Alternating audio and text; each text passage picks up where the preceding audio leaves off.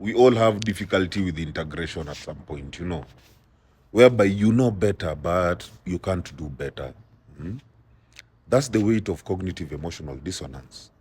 You know, self-awareness can be cruel when it is not paired with self-compassion.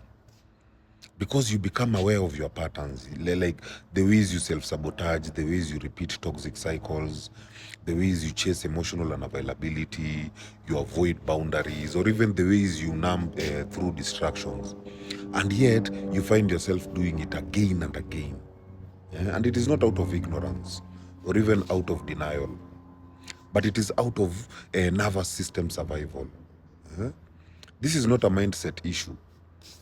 It is a body that feels unsafe to evolve. You know,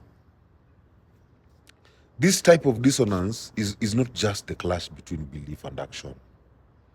It is the war between awareness and capacity.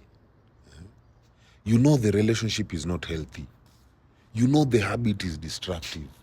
You know the thought pattern is limiting. You know the job is draining your spirit, but your body still clings for safety. Your body still repeats what feels familiar. Your body still avoids what feels uncertain. Your body still fears the unknown more than it fears the pain.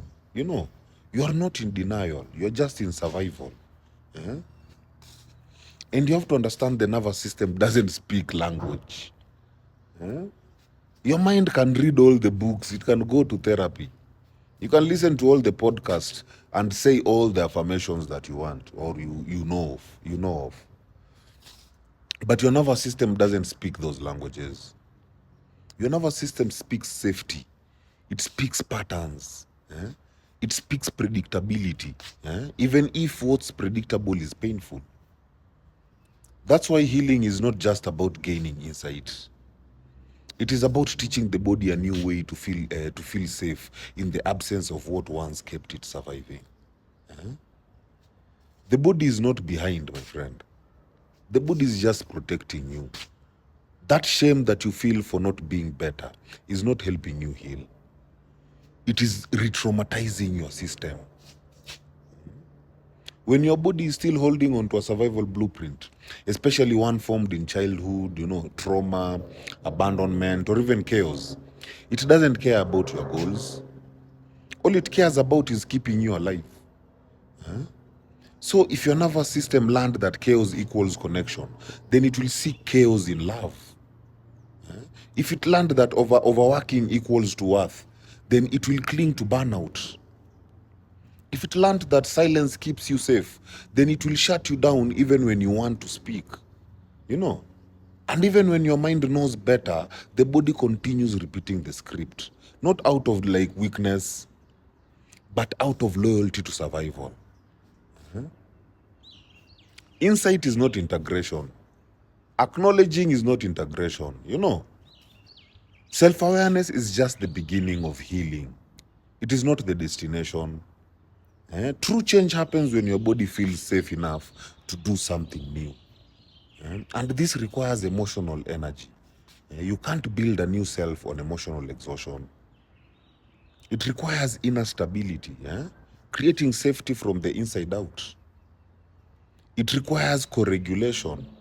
This is safe relationships that help you rewrite the safety map. It requires somatic work. That is breath movements, like body-based therapies. And most important, it requires time. Yeah, it requires time. Healing happens at the speed of safety, not at the speed of your goals. By the end of this year, I'm going to heal. My friend, nope. If you're not safe by the end of this year, you won't heal. It happens at the speed of your safety. You don't rewire your nervous system through willpower. You do it through gentleness, through consistency, and through compassion. Mindset culture can be very toxic. Because it assumes that changing your life is just about changing your thoughts. But this assumes the body is already safe enough to change. In trauma-aware healing, we say that the mind might be ready, but the body still remembers. That memory is not just mental. It is physiological. It is stored in in the brain, in the vagus nerve. Is it vagus or vagus nerve? In the adrenal system. It's in the breath. You know. So telling yourself I should be over this only deepens the gap between your mind and your body. The real healing mantra becomes, I am not lazy. I am not broken. I am protecting myself in the only way I've known.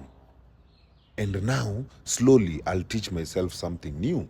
You know, challenge your nervous system with something new. A more honest path forward. Instead of asking, why do I keep doing this? Then ask yourself, where does my body still feel unsafe to do something different? What part of me still believes that pain is familiar and safety is unfamiliar? Who was I when this pattern started? And how can I comfort that version of me? Like, can I build a new pattern without shaming the old one? You know, this is not a linear journey. It is not about perfection. It is about pattern softening and creating micro moments of safety every day. That's how the nervous system learns to trust the unknown. That's how the blueprint gets rewritten. It is not erased, but evolved. In short, repeating destructive patterns doesn't always mean you are in denial. Sometimes it means you are out of emotional fuel. You are out of nervous system safety. You are out of inner support. You know, you're not failing. You're still protecting yourself the only way you know how. And that's not weakness. That's intelligence. The journey from survival to self-trust is not a mindset shift. It's not a mindset shift.